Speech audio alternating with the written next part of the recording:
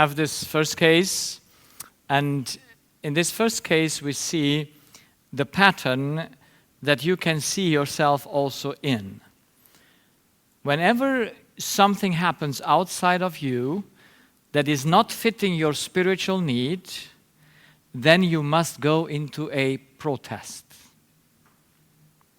And that protest makes a wrong electrical impulse and makes you sick.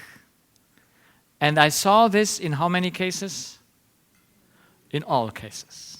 There is no difference. All conflicts arise because we have an error in our mind that thinketh when others do wrong, they do it wrong to whom? To us. Do you know that's an error? So when this boyfriend cheats his girlfriend, does he wrong to her or not?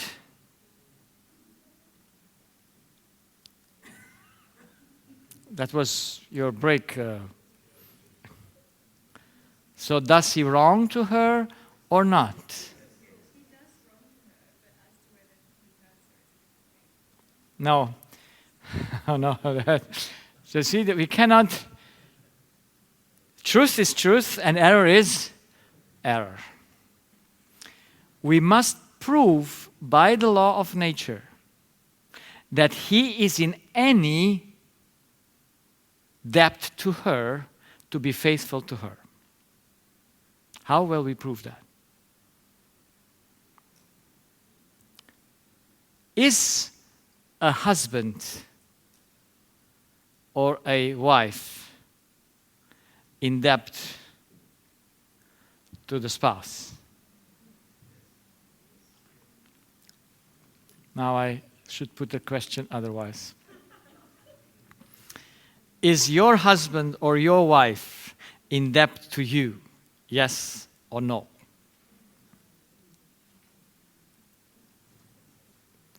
I mean, say what you think. I know that what you think. You all think yes. And this is the error. Okay.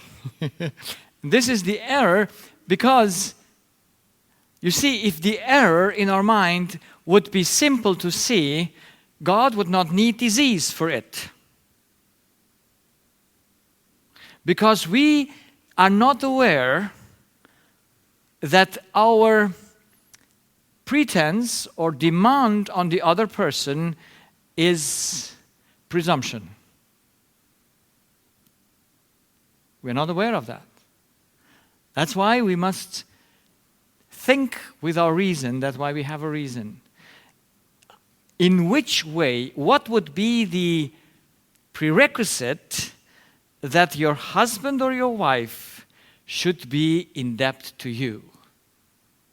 What would be, is that a prerequisite or what would be need the condition that you should demand faithfulness from your spouse? Marriage papers doesn't count. I mean, do you do the marriage papers with your husband or with the state? The wedding vows are to your husband, and I think it's not a case of, it's a choice that you both make, and if one doesn't keep their side of the bargain. Yes, but is anyone doing it to the other one?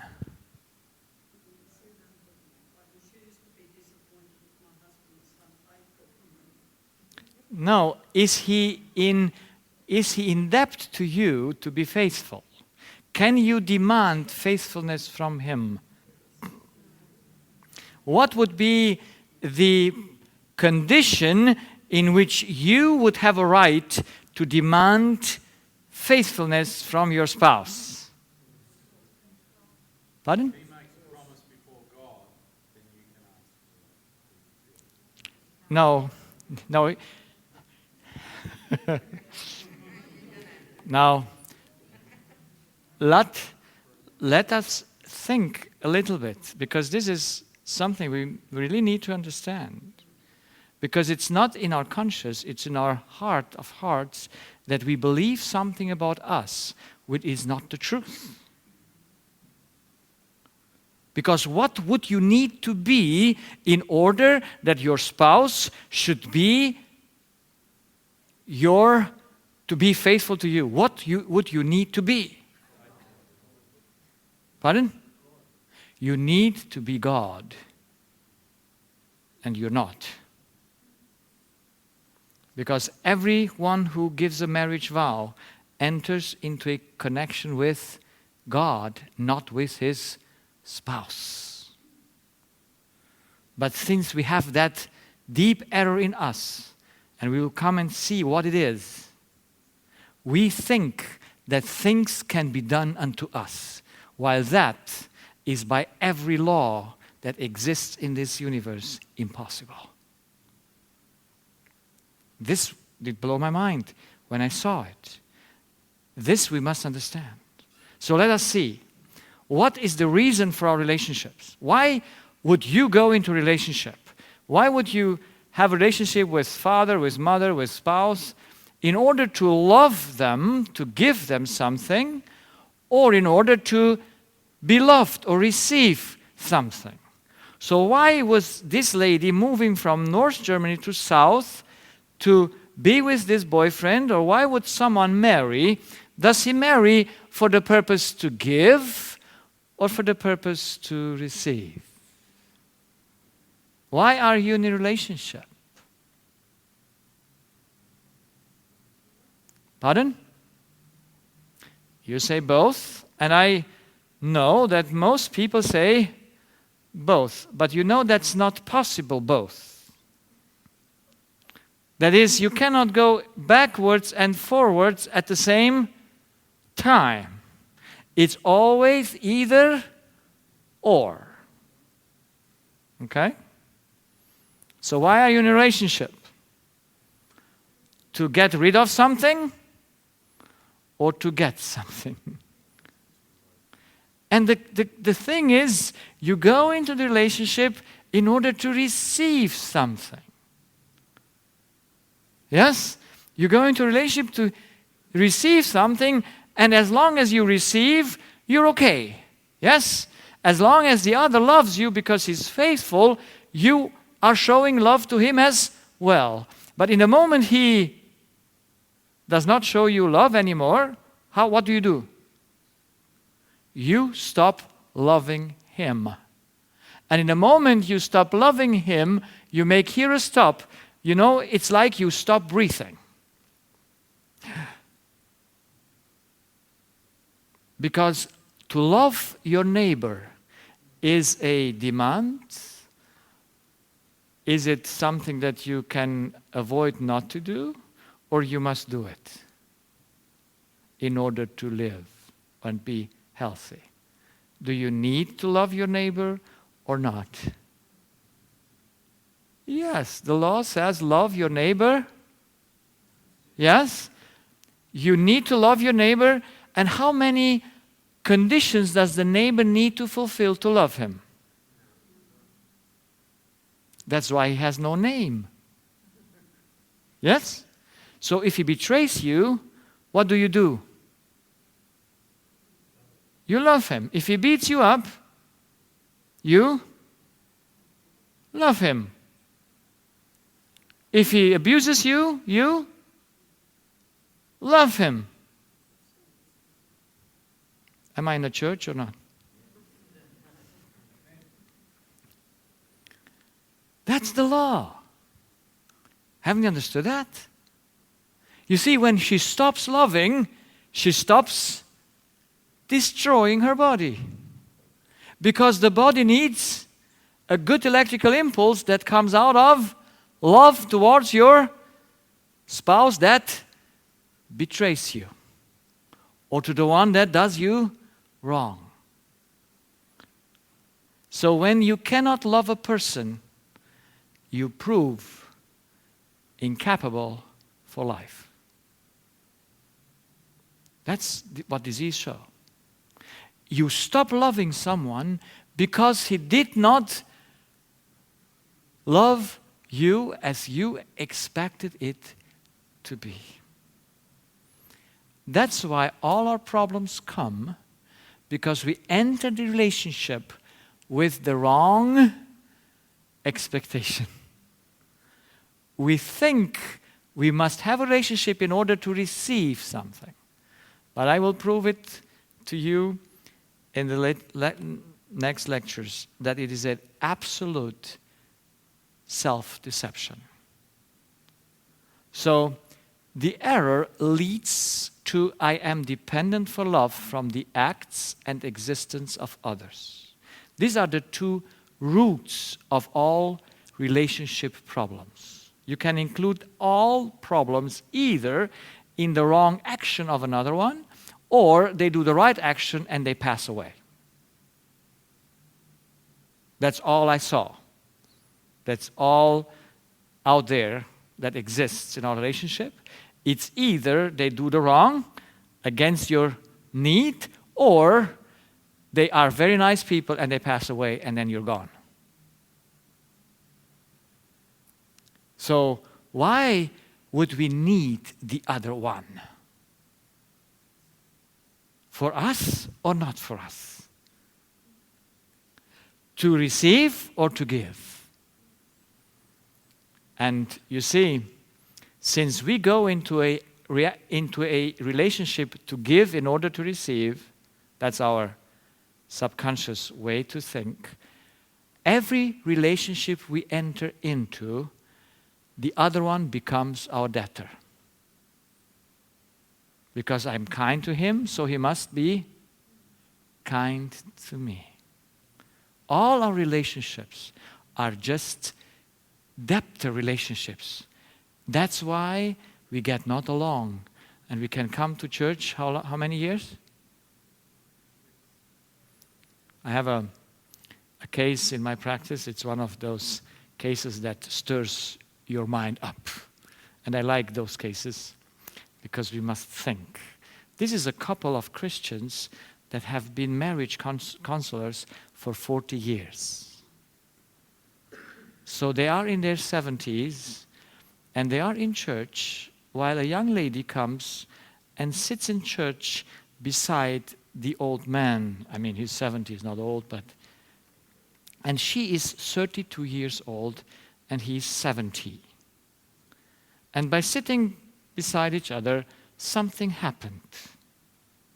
The young lady searches a father, maybe, and the old man gets in love with the girl that is, or the woman that is 38 years younger than himself. And now he is tested. And what does he do?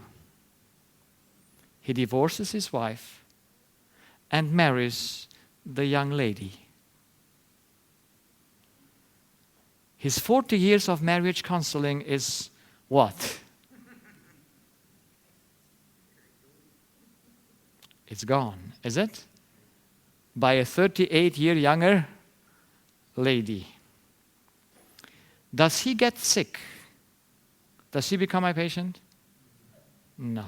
Who becomes my patient? The ex-wife. After 4 years of the divorce, she becomes my patient. And is she healthy? Is she free in her mind? Is she? No. And she comes to me because I saw you on internet that you are going deeper into this. And then she wanted to explain to me that her husband is still her husband. And I said, by what can you prove that your husband is still your husband? And she says, with the Bible. Now this is the best thing. When you prove things with the Bible, they must be so, yes? And which Bible do you have? And so we entered a little bit into a conversation, and she is upset on him. Does she love him? No, does she love the man?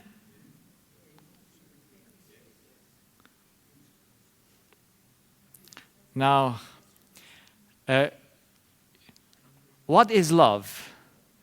You love something because it's yours, or you love something because it's not yours. So if something is yours, do you like it? Do you love it? Yes. And if it's not yours? I tell you something else. And God really puts things nicely together to open up the eyes, even after 60 years, 40 years of marriage and marriage counseling.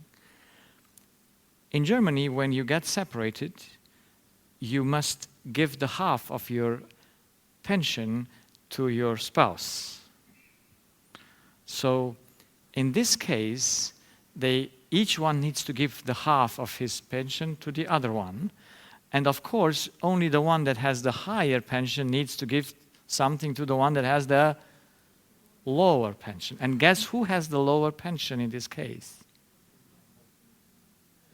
The husband has the lower pension. So she says with her own words, and look to this from a Christian perspective, 40 years in church, and she says, I finance him his happiness. And is she happy for that? Would you? Now, should not every Christian be happy to finance someone's happiness? Yes or no? Yes? She suggests, oh, I should know this guy for 40 years. I know him. His mind was always off. Now he found what he needs, so let him be happy.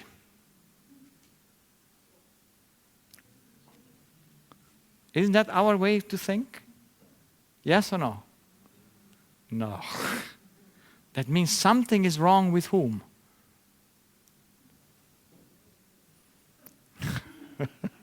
With whom?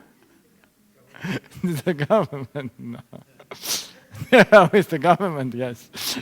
Now, we must understand that marriage is the government's institution, not ours. We only enter into the government's institution, and God made the institution. You know, when we marry, we don't come together in a contract between man and wife. We get in the contract with the government, and we get in a contract with God, and if something goes wrong, we don't go against each other, but we go to the government, and we go to God to fix the issue. But things we are not aware that we do that like that. We just try to help ourselves from the thing. So I wanted to ask this lady, but she opened up my mind, and I said, when we really love a person, love does not search its own, yes?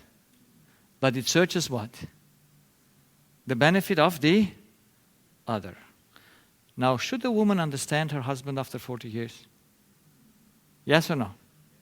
Should women know that husbands have a problem up here? Yes or no? Should women know that? Should they still love their husband because he has an issue and help him out of it? Yes or no? But on whom does she think? She's suffering for herself.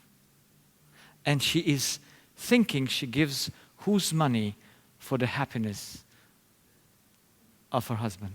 Whose money does she give? She thinks it's hers, but whose is it? The government's money and God's money. So she has just the privilege to give it to him. So she should be happy. You see, this case has shown me you can go to church, you can be a very good marriage counselor until you get into trouble. And then you realize that your faith helps you nothing. Because you destroy yourself thinking that someone owes you something. Demanding something from the other one that the other one never is subject to you. So, we must know that whatever we give, we must first take. You never give any pension from yourself. But we don't know that. Why do we expect love, justice, kindness from others? You see, this lady is not very happy. Neither him. Yes? So, can another person fulfill our needs? Yes or no? No. So why do we need them? Is it possible that other person can steal our needs through showing us the opposite of our needs? If a lady is insincere to her husband, does she do him? No, if a husband is insincere to his wife, does she has a damage from that? Does he damage her by that? Now, in the truth or in the error? There is only damage in the error. Can other hurt our feelings? Who makes your feelings? The others or you by the way you think? It's only you. So you feel like you think. And if you would love, how would you feel? All the time, good. Would you like to feel all the time good? You don't need drugs. You just need to love. Then you feel always good. Do you like to love? Yes, at least. You like to love or not? I like to love, but unfortunately I cannot.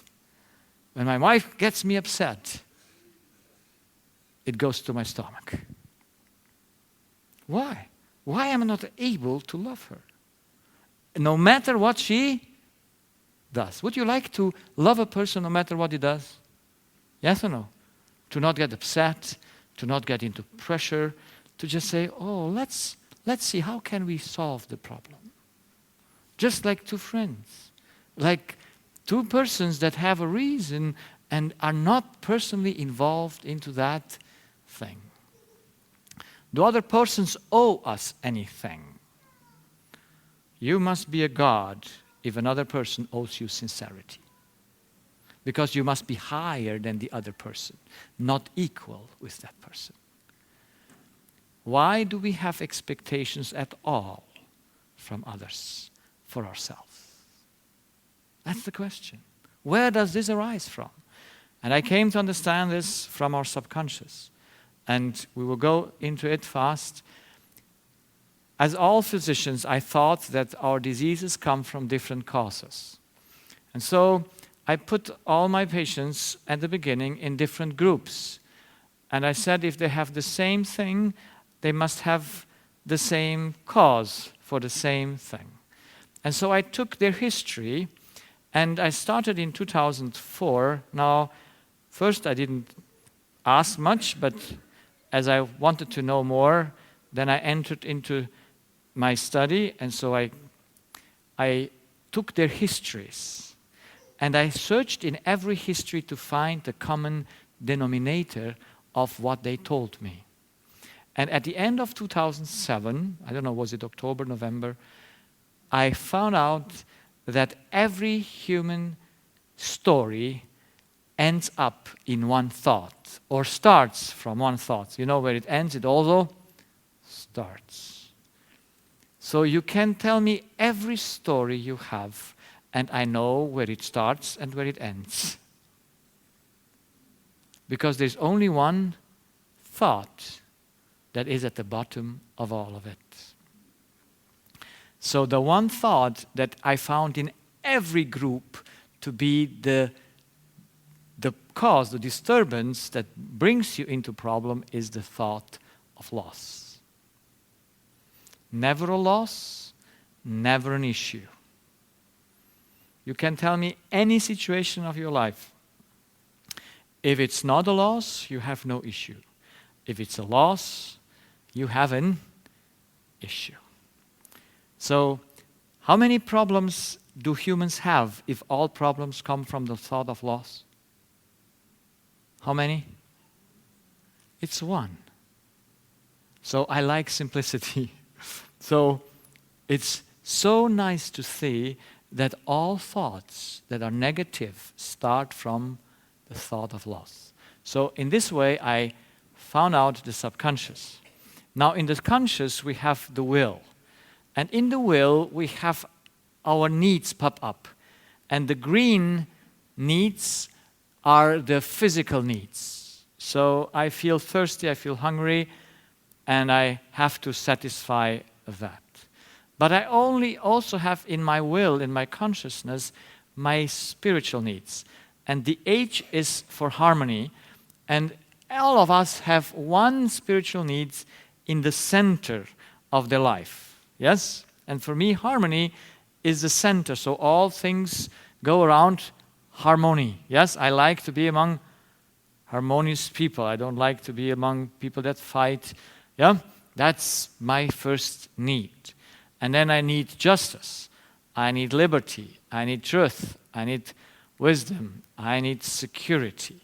So those are the spiritual needs. So we all have in our will the awareness of our needs.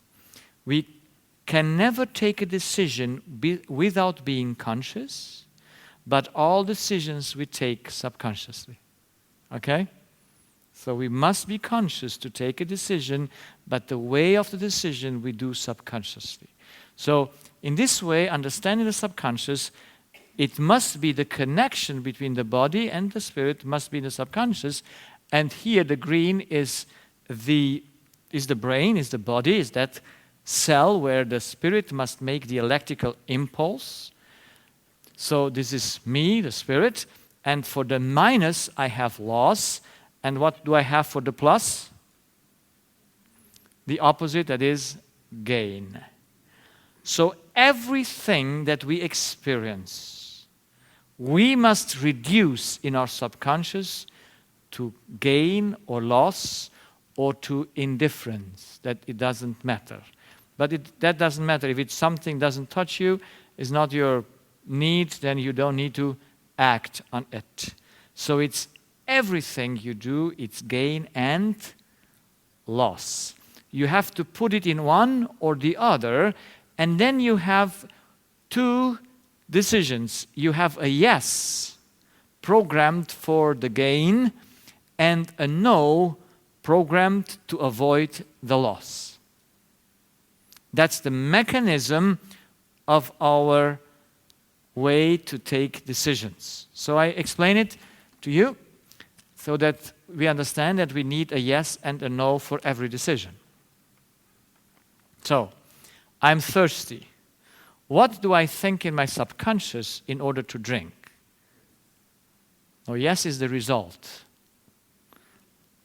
It must be a gain. So then I start drinking. When do I stop drinking?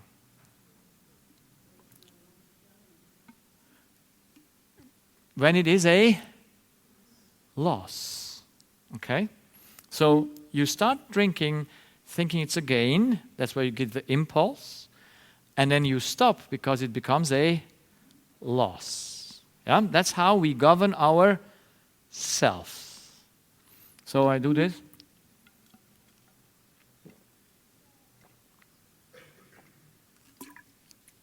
We would never stop drinking if we just have a yes. Okay?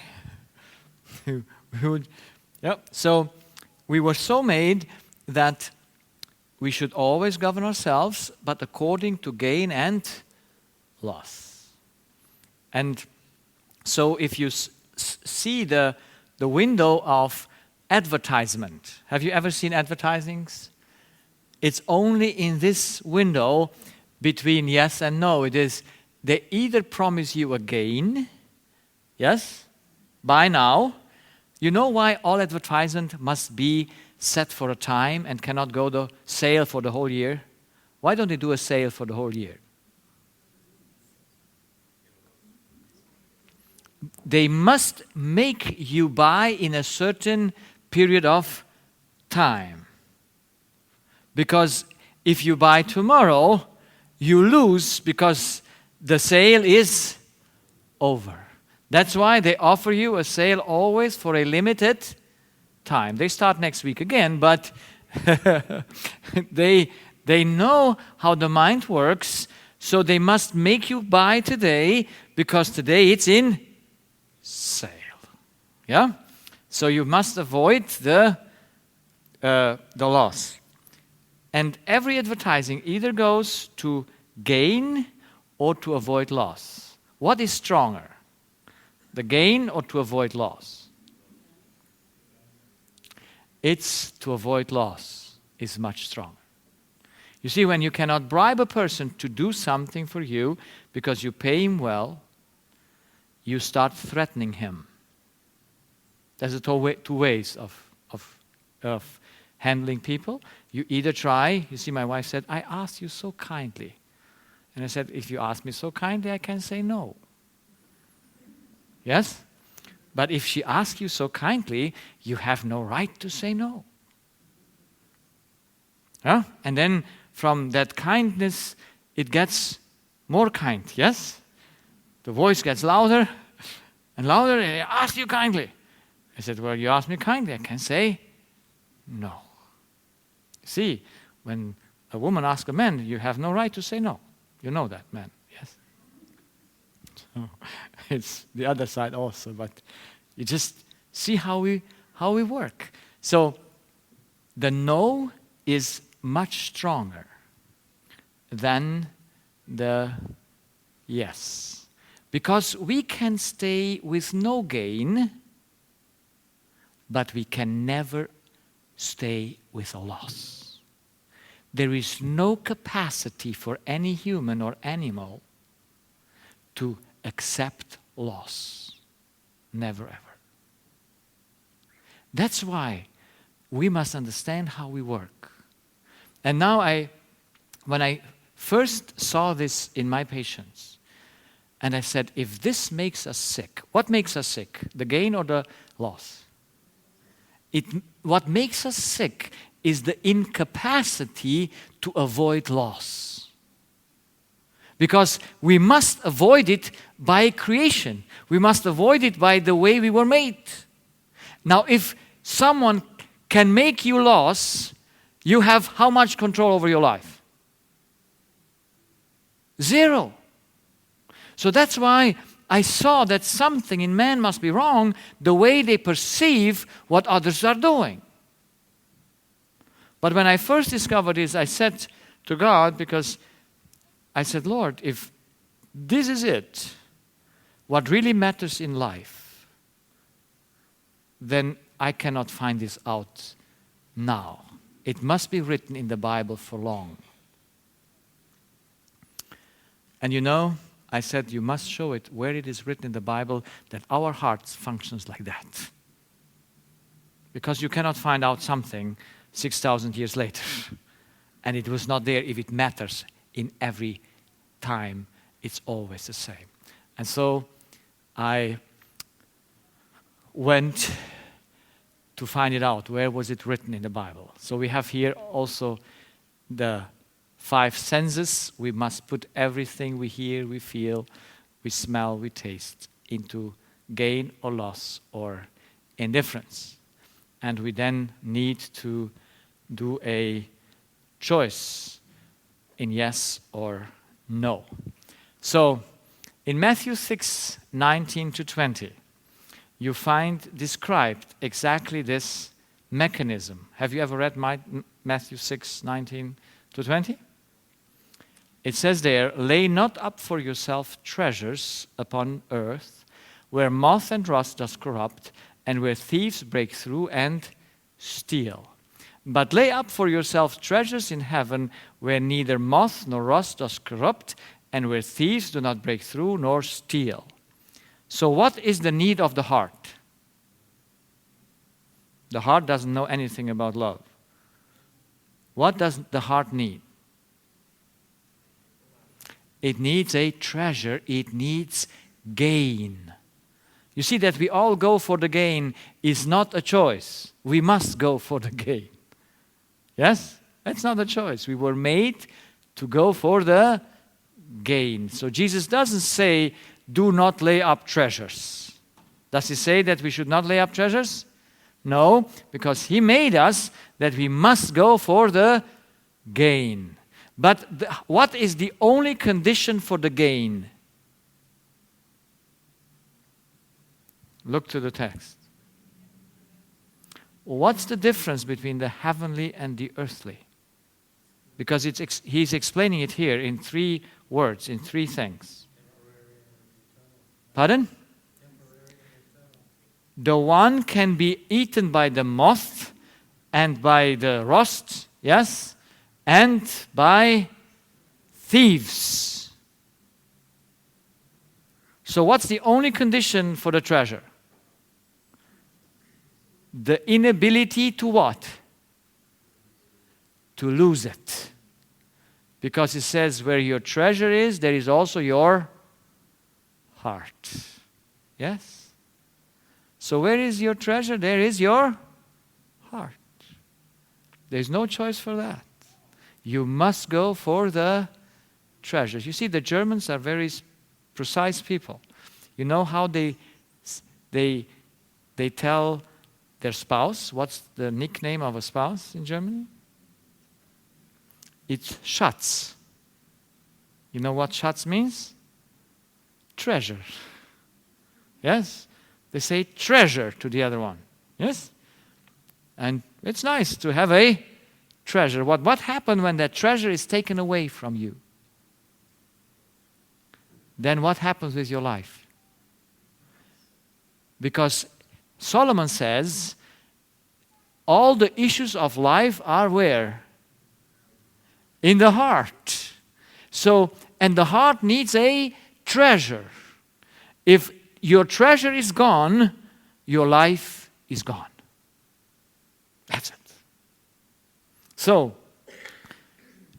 Jesus, the Creator, explains to us we need to go for the gain. But we have to never be able to lose what we gain. Now, that's why we need to know how do we get to the gain and how do we get to avoid loss. And that's also in the heart. So he says, the light of the body is the eye. If therefore thine eye be single, thy whole body shall be full of light. But if thine eye be evil, thy whole body shall be full of darkness. If therefore the light that is in thee be darkness, how great is that darkness? Now imagine that what is light in you is darkness. How great is that darkness? About what does Jesus speak? He speaks about the truth and the lie. Now, if in the place where the truth should be is a lie, how great is that darkness? No man can serve 2 masters, for either he will hate the one and love the other, or else he will hold to the one and despise the other. Ye cannot serve God and mammon at the same time. You must serve either the one or the other. And mammon is what kind of a treasure? The one that can be taken away from you. And God is a treasure that cannot be taken away from you. That's why when God came to Abraham, he says, I am thy great treasure. Yes? Do you know how he came to Abraham? So, now let us look. What is the eye? Jesus calls it the eye.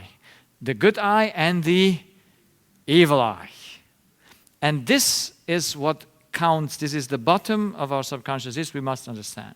So, gain is either to receive or to give. By what do you come to the gain? What brings you to gain? When you receive something or when you give something? Yes? Now, if receiving is the gain, what's the opposite of receiving? No, it's not receiving. That's the opposite. Yes? You want to receive and you do not receive. That's the opposite. Or you receive too less or little, or something is taken away. Now, if giving is gain, what is the opposite of giving? Not giving. So you don't give love anymore, then you get into loss. When you keep something back, you get into loss. Now, the 2 eyes, which is the evil one and which is the good one?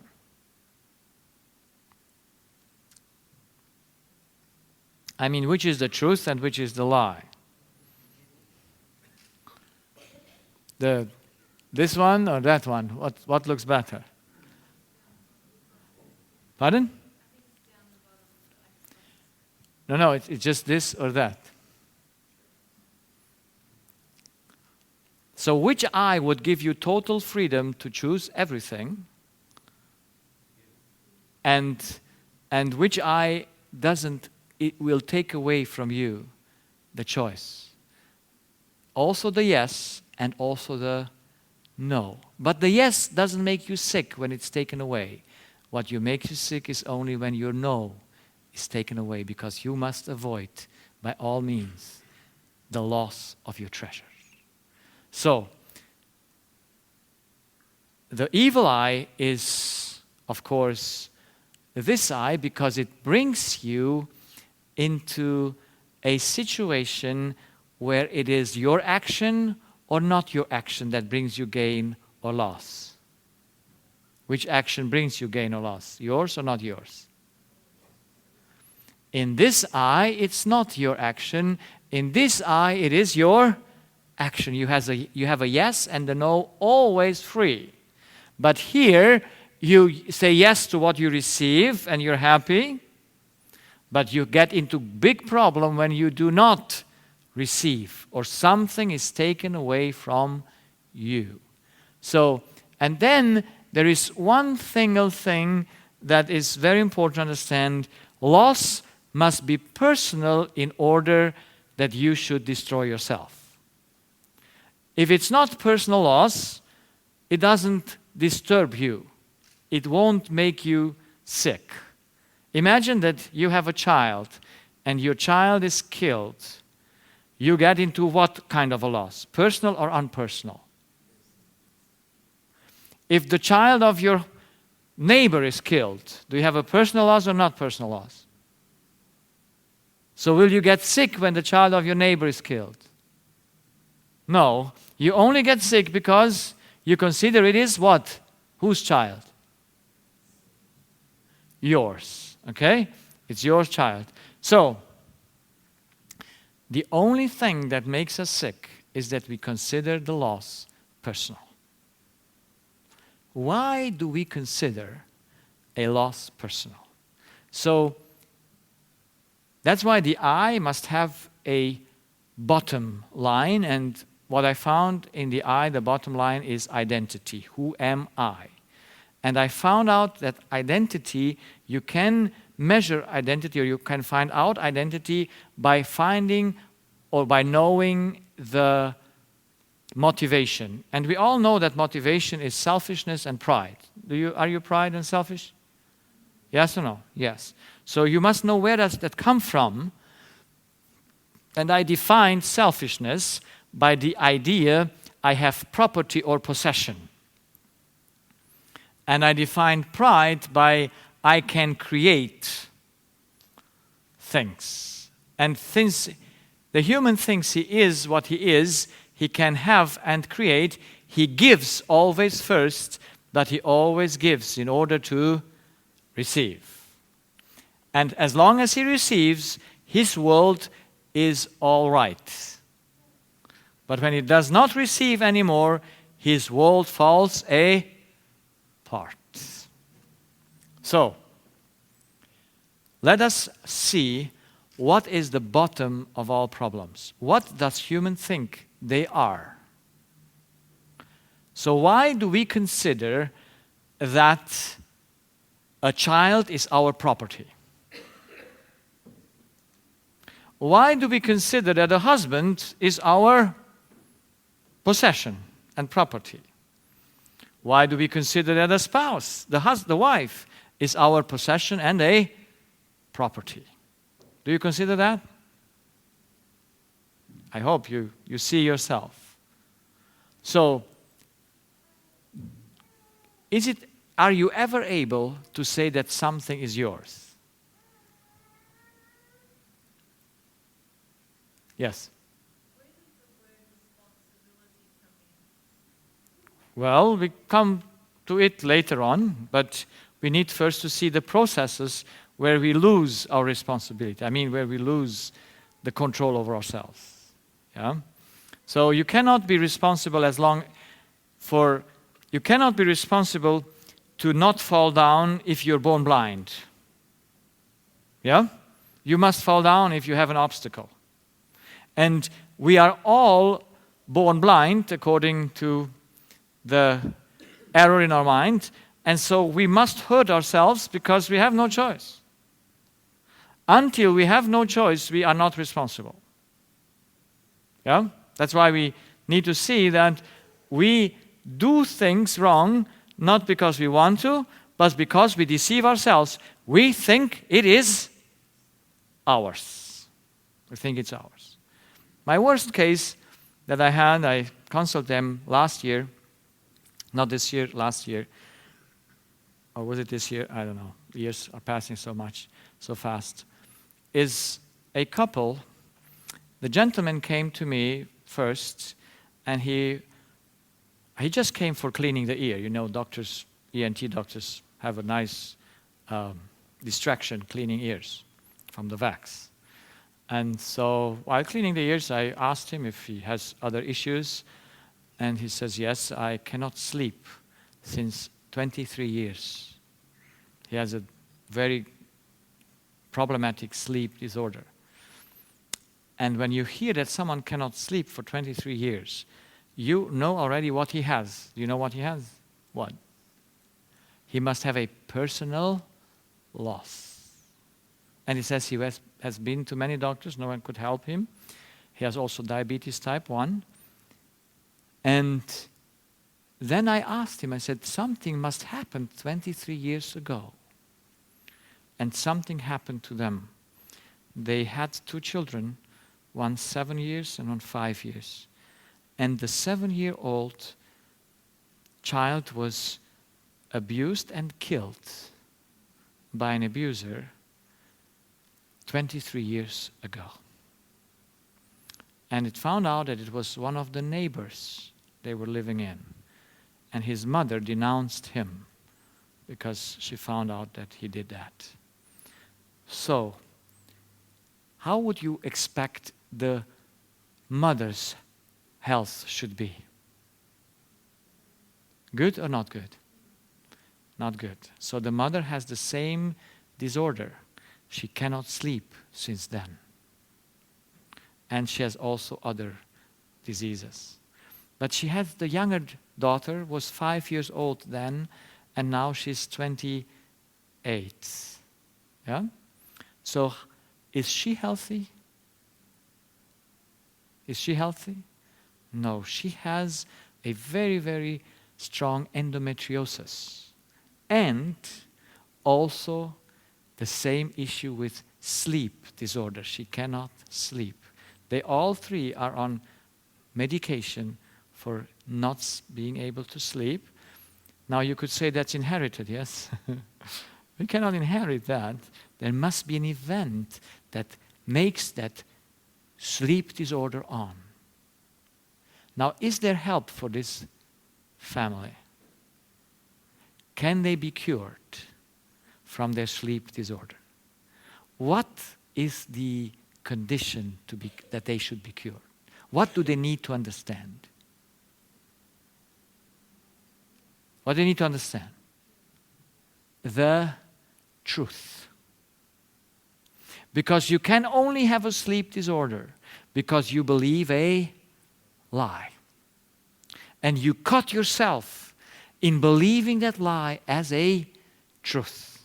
Now it goes even deeper in this case because the judge, when he judged the murderer, he gave him a lower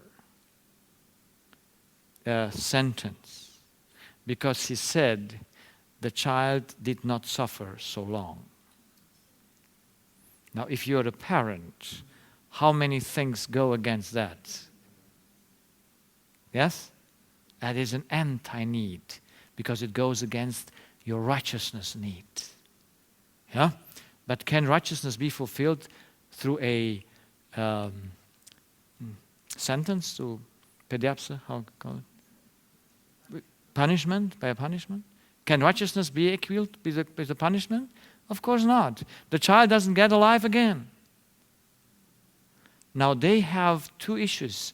They have lost their property, an expensive property or a not an expensive property. Very expensive property. They have lost the righteousness. It was done unto her in a very, very bad way. And now they must work with that where? In their stomach? Just in their spirits. And I invited all three of them to come for counsel. Because I know they can be made free. If they would just understand that all the way they think is a self-deception by no choice. That they think that the child is theirs is a deception or not. What would be the prerequisite that a human should have any property? What would be the condition, what would be the cause that you could say something is mine? You must be a creator. Did you make the child? So why don't you consider it your own? Last night I spoke with a man on WhatsApp. He has a 5-year-old girl, and his wife and him doesn't got along well, and his wife threatens him with divorce again and again, and he would not like to divorce because of what? Because of this girl he does not want to lose. And so he tries in his marriage because of the girl. Because he thinks the girl is whose? It's his. Yeah? So we never can say, is our life ours? You see, most anxiety comes because you want to spare your own life. If you would never want to spare your own life, you would get free of all anxiety, all fear. Because it's not your life. You have not given it to you. You are just able to live it. And why not enjoy it?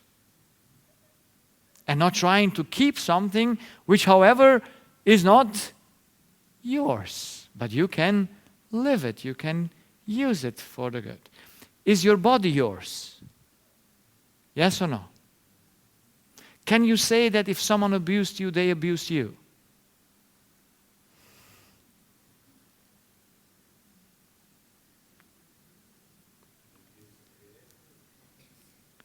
So, doesn't the Bible say, whoever touches you touches the apple of his eye? Yes or no? So who do we consider when we are abused or beaten up or whatever done? Do we consider it is done to us or not? Yes. So that means it's our body. That means our body belongs to me. It's my possession. That's presumption. And we don't even realize it, that it goes so deep. So there is another question. So I hope it's not easy. It's not so hard to understand that your body is not yours and your life is not yours. And your children are not yours. And your spouses, and there is nothing that you can call your own. Isn't that nice? It's very freeing, I tell you. It's so nice when you have nothing, you can use everything and enjoy it. Yeah? It's perfect. When you never give your own money away. Yeah? You just use someone else's money. Isn't it a nice thought? Imagine, I pay, but it's not my money, so I can pay. Because it's whose money? It's God's money. Of course, He will ask me what I do with them because He gave it me to administrate it correctly. But even though something would happen and someone would steal it from me, I would say, well, poor guy, he stole God the money. I have pity with God, but not with me. So That's one thing, possession. It's one, if we would eradicate the idea that something is ours, we would, how many problems eradicate? I tell you 95%. Because we have another one as well. What does the human being think he can create? What do humans think they can create? Let's look. We have needs. We need oxygen. Can we create oxygen? No. So what is the method of satisfaction? How do we satisfy the oxygen? By breathing. What is breathing? You must take in order to give. That's all the satisfying of all actions. It's take to give. And you must have a source, that is the air. So you need water. You cannot produce it. You must take it in order to give. That's from the water well. You need food. You cannot create it. So you need to take it in order to give it. So you take it from the earth. Now we have love. Can you create love? When you say, I love you, from where does that love come from? Pardon?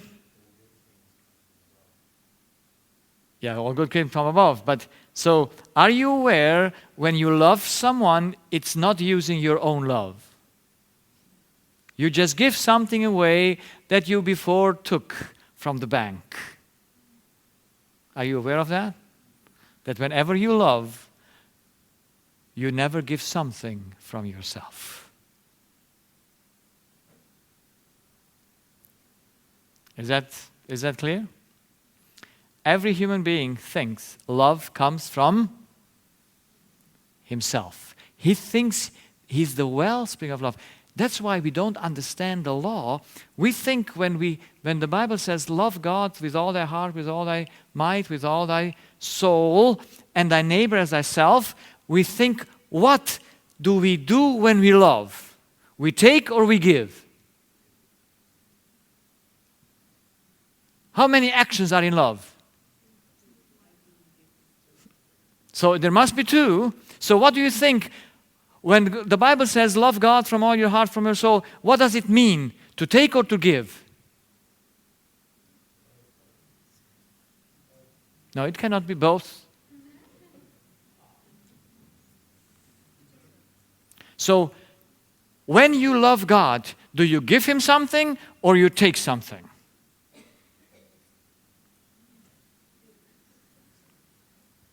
What? You think it's giving, but it is taking. Because you never can give God anything. Do I ever give to the water anything to drink? Do I do the water a favor when I drink it? No. But I take it in order to pass it on in order to be able to speak. Yeah? So we think love is just giving. That's why we think when we love God, we give Him something that we might what? Receive something back. It's such a great deception. You can never give God anything. The only way you love God is like water to drink. That's why He represents Himself in the whole Bible as being the water well and the bread. How much do you give to the bread when you eat it? Nothing. I had the privilege to do the marriage of my oldest foster son, and he just got converted, and they baptized on Sabbath, and on Sunday there was the marriage, and I prepared for the marriage 2 items. I took a big bottle of eye salve. Do you need eye salve in marriage? Yes, eye salve, a big bottle, and a big piece of bread. We have in Germany a 4-kilo bread. Yes, so my favorite bread, hard crust, crusty, so a nice German thing. And I brought those 2 items to the wedding. And I said, why are you getting married? To give or to take? To love each other or to eat each other? It's only these two ways. Yes? And so I said, you need I-self in order to know that your partner is never there to eat from him. Because it's empty. Yes? How much love does a woman have?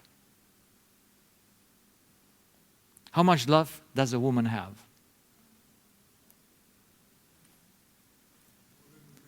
No. How much? None. It's an empty bottle. How much a man has love in himself? None. It's an empty bottle. You see, we all run after an illusion. Would you ever search water in the desert? No. Would you ever put a bottle that is empty to your mouth? That's how we do and deal in our relationships. We put empty bottles to our mouth and we are unsatisfied because there's nothing in them. So, I told them, in marriage, it's very hard to know when you take and when you give. Yes? Because you are very smiling, you know. I sometimes put some tests to those who are not married. I say, you must test your partner. How can you test a partner? Before you marry. After that, you don't need to test anymore because it's done. But before, you must test what's inside. How can you test it? You must do a stress test. Yes? And the stress test is to make the other a loss. Yes? So the boy brings a gift. And you say, oh, the hour of test is come. Let's see if he gives me the gift for free or if he wants something for it. No? It's either or. So then you take the gift and you throw it away or you do it somewhere and don't pay attention to it and you see how he reacts. And if he says, oh, honey, are you a problem? You don't like the gift or something? And he is very kind and nice, then you may say you passed the test. But if he gets upset and says, hey, you ignore my whole love. I put so much into that gift and you just ignore it. Then you smile and say, you didn't pass the test. Because you brought me that gift for whose sake? For your own sake. You see, no one smiles to you because he likes you. He only smiles to you because he wants something from you. You like that or not? Isn't that such a bad thing in us? We are not even aware of it. But through the to the stress test, it comes out. So, all human beings think love is their own generation. They think they generate love. That's why, what do they do first? Take or give? They give in order to receive. Everyone says it's a take to give or it's a give to receive. How is it? It's a give and take or a take and give? It's give and take because you think you give something from yourself in order to receive. And you see, that is exactly opposite of the law. Because the law says take in order to give. But now you think you give something from yourself. That's why we have all our issues. Humans think they create love. They think love is their own creation. Now who must you be if love is the one that you create love? If love emanates from you. We have only the capacity to love, but we have not the means to use. You see, we have the capacity to breathe, but we have no means to breathe with. We must take the oxygen to breathe with. So we have the capacity of loving, but we don't have the means by which you have to take love and give it. God is the source. Now, if we believe that we create love and we possess things, what do we believe we are? So there are two identities in this whole universe. You are either a creature or a creator. If you're a creator, you created yourself. If you're a creature, you're automatically created by someone. Yes? Because a creature cannot create itself. Yeah? So, God is a creator because He is a closed system. He's the beginning and the end. Everything He created is a system that is not closed. It cannot exist by itself. It is an open system, a channel it must take in order to give. So this is a creature. A creator is independent. A creature is dependent. Physically and spiritually. So, what does human being think they are? A creature or a creator? Now, unfortunately, they all think they are a creator. They are a God. You see, all your expectations from others come only because you think you are higher than the other. If you would be equal with the other, you would have never an issue with the other. Never ever. Because he would not be your subject. He doesn't owe you anything. So, when I bring my patients to this point, because I bring them in my third, fourth lectures, when I speak to them in my consulting, I bring to this, some of them say, "Doctor, I never thought I'm a God." Have you ever thought that? And they say, "Doctor, I never thought that I'm a God." I said, "I know. You didn't think this consciously. But I tell you, I only have gods as patients. If you're a creature, you don't come to me. Because you cannot get sick. You see, only gods get sick. Understand that? Those who believe they are gods. So, proves that we believe we are gods. How can you prove something that is subconscious? You can prove it to the actions with that which is evidently. Yes? That what is seen, you can prove. What is the worst behavior of man? And behavior can be seen or not? Yes? Behavior is not something hidden. Behavior is visible. And by what behavior can you prove that a man thinks he's a god? And the first and worst of all behaviors in which man finds the greatest pleasure is power over others. There is such a great satisfaction when a person uses power over others. You know that? Have you ever observed yourself when you win the battle in the fight? When you are more powerful? Have you observed it? That is, that you feel good? Yes or no? Yes, you must experience it. When you have all the money of the world, what do you need to become? President of the world. Yes? So, because power is that what all people need. The constant fighting of the genders with each other is a proof that we are gods or not gods. I mean, everyone who fights proves that he must be wrong because he fights for himself. So, control over others. Have you ever tried to control anyone else? Yes or no? Yes. You must do it. If the other can make you loss, you must control him that you can avoid that loss by him. That's why people put cameras in the cars of their wives or their husbands to just see with whom they drive and where they are, and they put cameras in their houses just to be sure they control everything. Now, of course, this is sickness already, but it's not unique. All people try to control the other person. Or have you ever looked to the phone of your...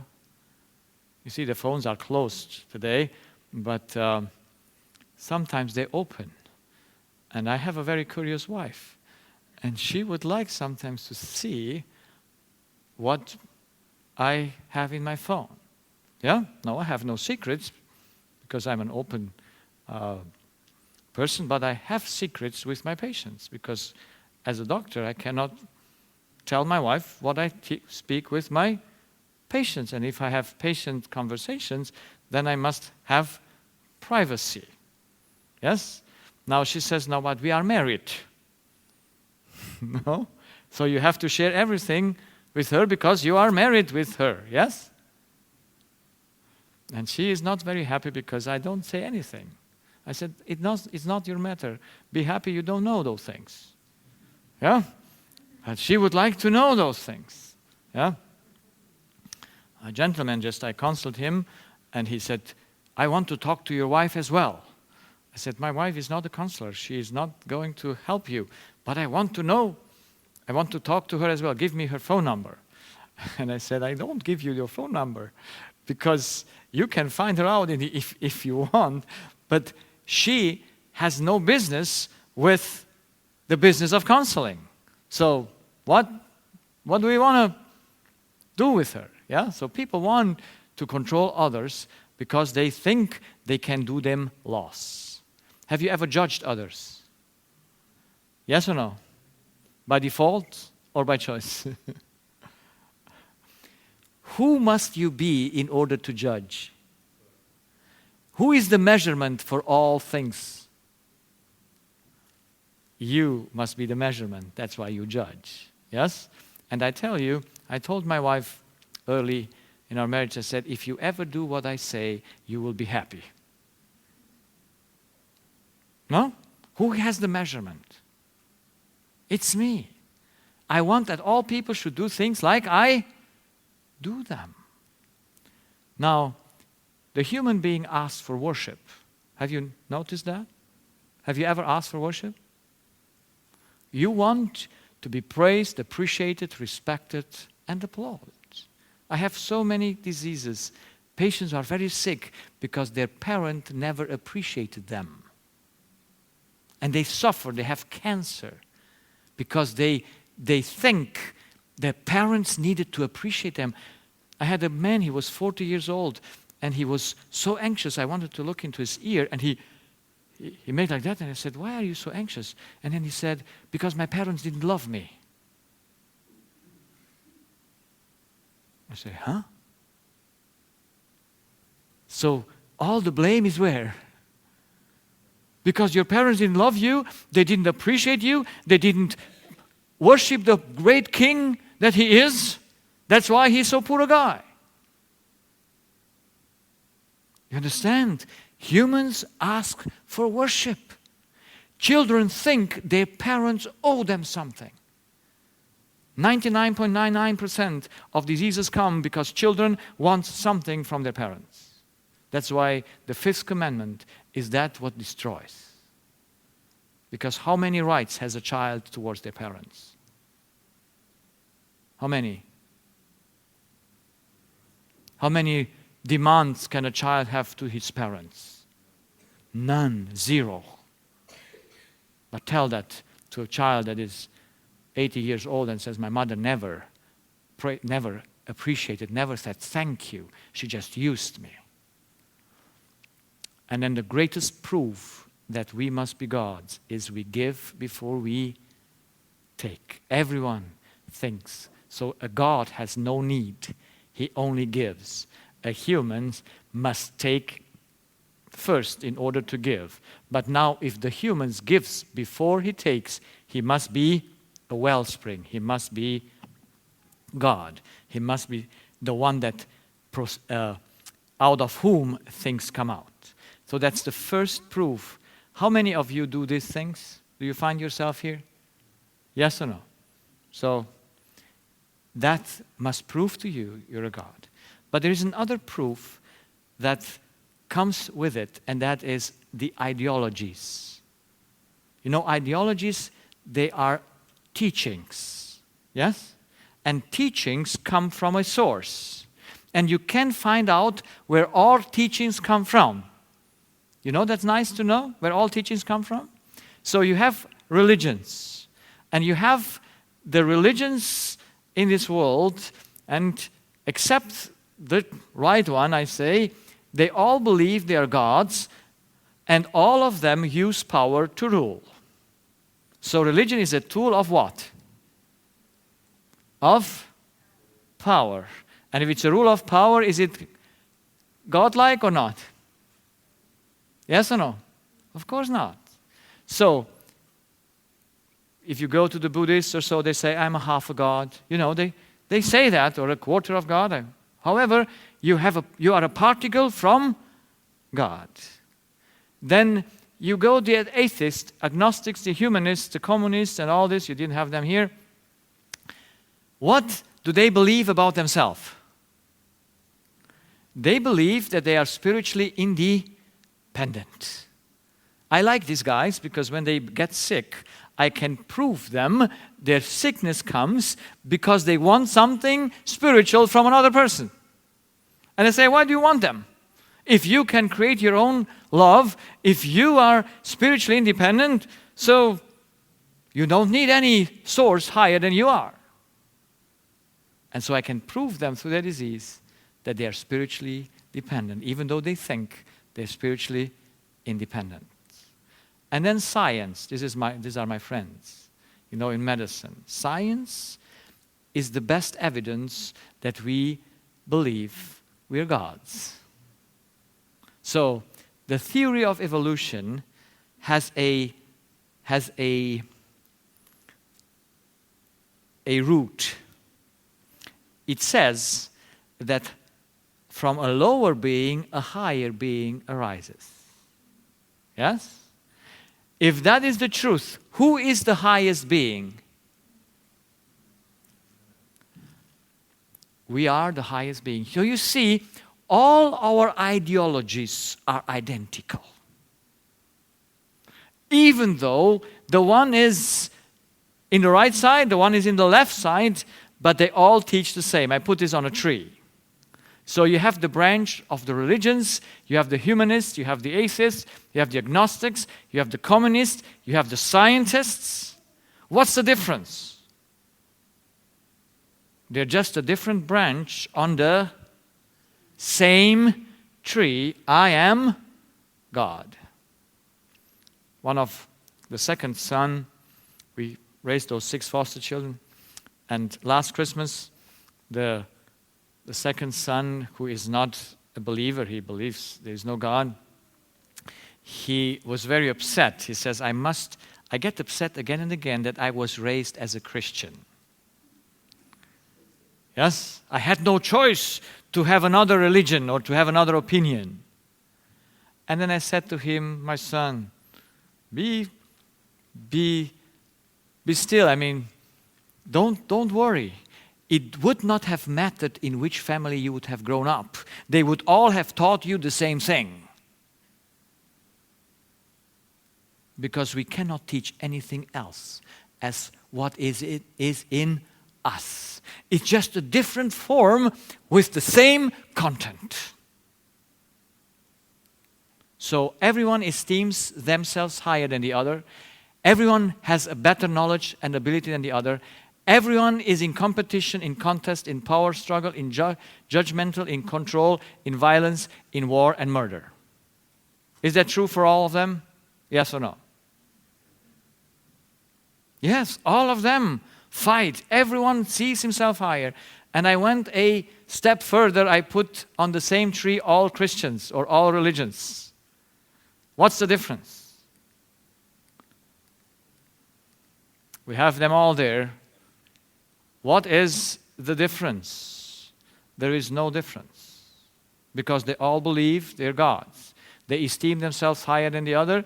They have better ability than the other. They all are in competition. They are in contest. They are in struggle for power. Everyone judges. Everyone controls. Everyone uses violence. Everyone is in war and murder. So what's the difference? So we are fighting just for what? For nothing. What would be the right thing to do? How would the tree look correctly? If you all would be a creature, how would we behave to each other? Would we have all place We would be different nations, different capacities, different skin colors, different clothing, different taste, different size, different tasks. Everyone sees himself equal with his neighbor. The Bible says, consider your neighbor higher than yourself, because it knows that we all consider who higher than the other. We consider ourselves higher than the others. No claim to know or do it better. There would be no competition among us ever if we would be creatures. There would be no contest, no struggle for power, no judging, no control over others, no violence, no war, no murder. By what? Just knowing who we are. So, we believe that we are gods, so that's why that's the evil eye. And if identity, and we will see that tomorrow, if identity is the beginning of every thought, and you believe you're a God, how many good thoughts can you have? How many true thoughts? How many? None. None. Everything you think must be wrong. No matter what you think. No matter. If you would have the right identity, I'm a creature of God, you would know that you have no property, you have no capacity to create, and love would prove that you take for whom? In order to give. Nothing would be for yours. You would be just that channel that you were made to be. So, all the human problems and all his issues are how many? How many? It's only one. At the bottom of everything lies just the truth or the error who you are. You see, when we will look a little bit deeper to it, but I maybe say a few words in advance. You know that Jesus and every one of us have only one vulnerable issue in our life. If the entrance to our spirit is identity, if that's the door, we spoke yesterday about the door, that entrance, it must be the truth. Why does Jesus say, I am the truth? Because in what was he tempted always? If you know the life of Jesus, how many know the life of Jesus? You know the life of Jesus? So look up, maybe you do that until tomorrow or next week. Jesus had how many temptations? You can have many temptations in how many points? If you have only one door, then every temptation must come to that one door. And prove me wrong. Go and study your Bible. And see if Jesus ever had another temptation as playing God. Every one of his temptations were to use his godly power. Everyone. He was never tempted to do something as a human. He was ever tempted to do something as a God. Your mind is blown away. You see that there is only one vulnerable place in every human being, and that is who you are. That's why if Jesus is our example, that he was a human and he had to act as a human in every case in order to prove the truth about ourselves. That's why if we have the life of Jesus, we know that we are a created being. And we will never try to do anything a created being cannot do. But Jesus was God in the back, so he could do what he was tempted to do. Could he do out of stones bread or not? Yes. Why did he not do it? Once, he would have used his divine power. Second, for whom would he have used it? It would have been against the law, because you can never use anything for yourself. Everything you must use in order to give. Isn't that freeing? So, we must know. That's why Jesus was tempted in all ways like we are, because there is only one point of temptation. He never had a wife that let him not sleep, did he? Did he? He never had children who were running around and were disobedient. He had disciples, yes. He had siblings. He had a mother and a father. So some people say he was never tempted like me. Oh, yes. Because every temptation, it doesn't matter where they come from, come to tempt you only in one single point. And that is who you are. And if that is the truth in you, that's why our problem in the human life is not the truth outside. It's not doctrine that is the truth. It's who you are that is the truth. Because even the doctrines help you nothing if you remain in yourself a God. Because the issue of humanity and the issue of sin is not an outside issue but an inside issue. That's why we will discuss why Jesus had to come down to solve an issue in himself in order to save us. Because our issue is inside, not outside. But we all think our issues are where? Outside.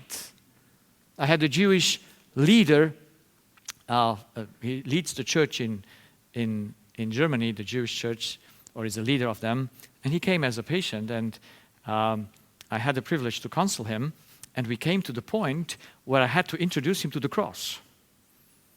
Yes? And I asked him, because I didn't want to offend or something, I said to him, do you have in your faith, in your system of beliefs, the need that your heart needs to be changed in order to become free? What did he say? No. There is no need from inside. They only awaited a Savior to save them from the evil circumstances.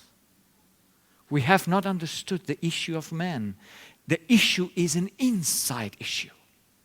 And if we don't solve that, no matter if God puts us in paradise, we will destroy it in 5 days. Because we will all take it for ourselves. No one will enter heaven that has not at least understood and want to be unselfish. That want to understand it's not about me.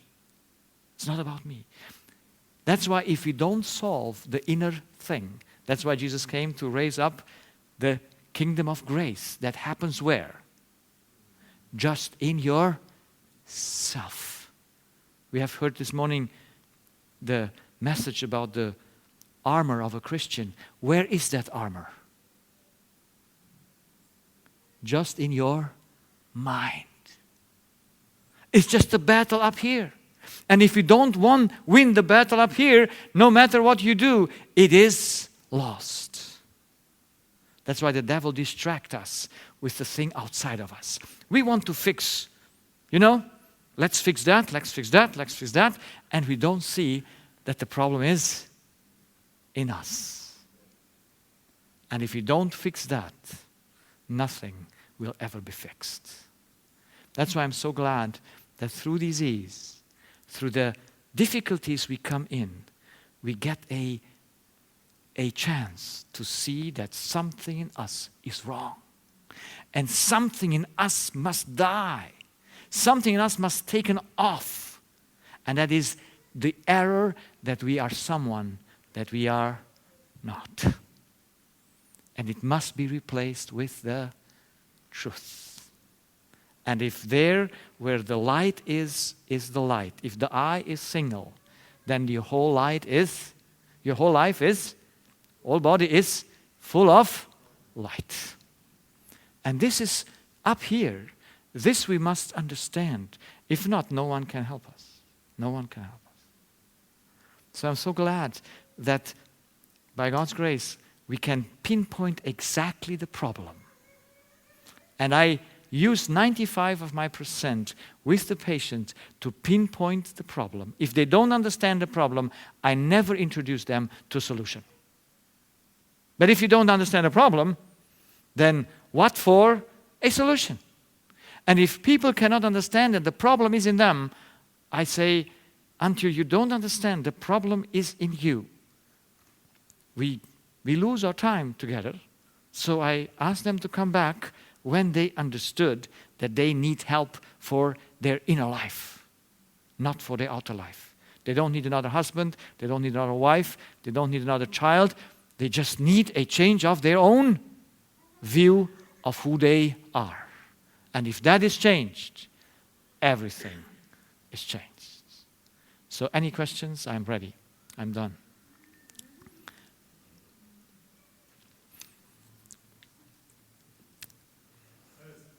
It sounds like what you're saying is we still have a tendency of believing a lie that Eve was deceived on. Yes, we are born like that. We are born because we will see the law of inheritance does not permit that we are not born as gods.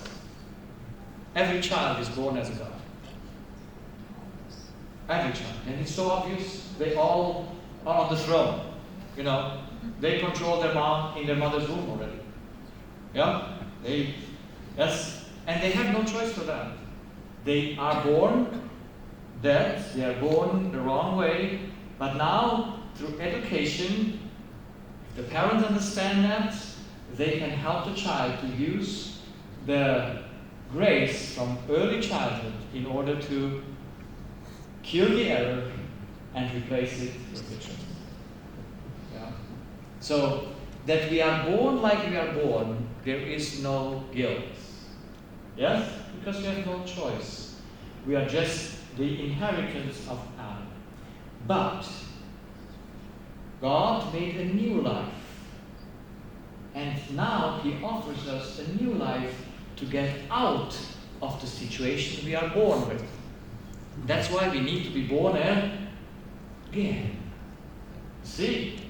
And who is most dangerous to never be saved? The good ones or the evil ones? It's just the good ones that they will never see heaven. The self-righteous person that has no addiction will never have a chance to see heaven. Because he thinks it's all right with him. I tell you, I'm not afraid for the addictions, for the harlots, for the sinners, that when they hear the gospel, they won't take it. It's only the good ones, that they believe that in their life, everything is okay. They believe they have a choice. They believe what they have done is good. You cannot have that.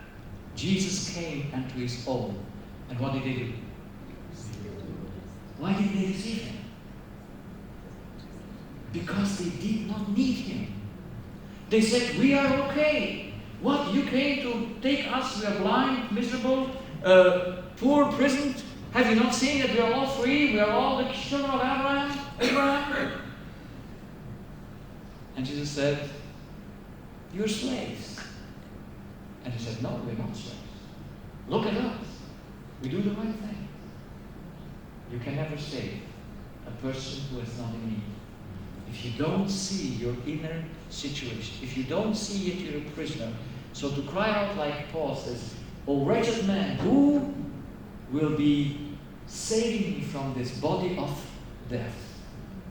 If you don't realize your prisonership, as long as you think, oh, I can choose to do the right and choose to do the wrong, or to avoid the wrong, you don't need a Savior. You just need a Savior because you lost your choice by birth. And you receive it by the new birth. Okay. So let us be very clear. The more you have problems, be happy you have them. because it comes out of you that what was there by birth. You know, when the volcano comes out, it's not a new thing. It was always there. And only then you get a choice to see, what do I do with this volcano? Will I let it like that, or will I cut it down? And I want to cut it down. Because I'm sick, or I'm tired to deceive myself. I want to live in the truth. Who am I? I want to have no expectations for myself anymore, from anyone. Would that not be freedom? I think that would be the greatest freedom that every human can experience. Because it's the freedom to know that you are a creature and not a God. And from now on, in this week, you don't see us tomorrow night, it would be nice to see you and go on, then prove yourself how often you play God. And make your, if you have children, ask the children to show it to you. They are very good observers. You know, to just, I did this with my children when they were already almost adults. And I did it. I said, whenever you see me, and it was just the next day, and I always get upset when we had the family worship because they were drinking, or I was very strict, you know, and then I got angry, and I said, whenever you see me angry, knock at the door and tell me that I'm wrong. And so my anger arose, and my second son, he was sitting there, he raised his head, said, I already understood it, I already checked it, it is wrong. So make yourself vulnerable, because it's good that you see yourself, then you can do something about it. The worst is when you have no issues. So when you think you can handle all things, then there's no hope for you. But if you fail, if you see the problem, then you can go and extirpate the root. And when the root is gone, you're able to do the right. That's great news. That's how we can get rid of the problems of our mind and also of the problems of our body. But that's a battle. Yeah, it's a battle. But first you need to see that you play someone you are never. That you have expectations that are never justified.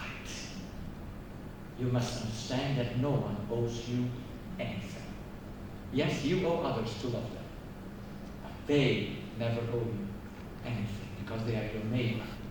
And you just give them love. They never owe you nothing. How much peace would we have? How much peace? Imagine that. I imagine heaven with a nice relationship in which no one expects anything from himself, from the other.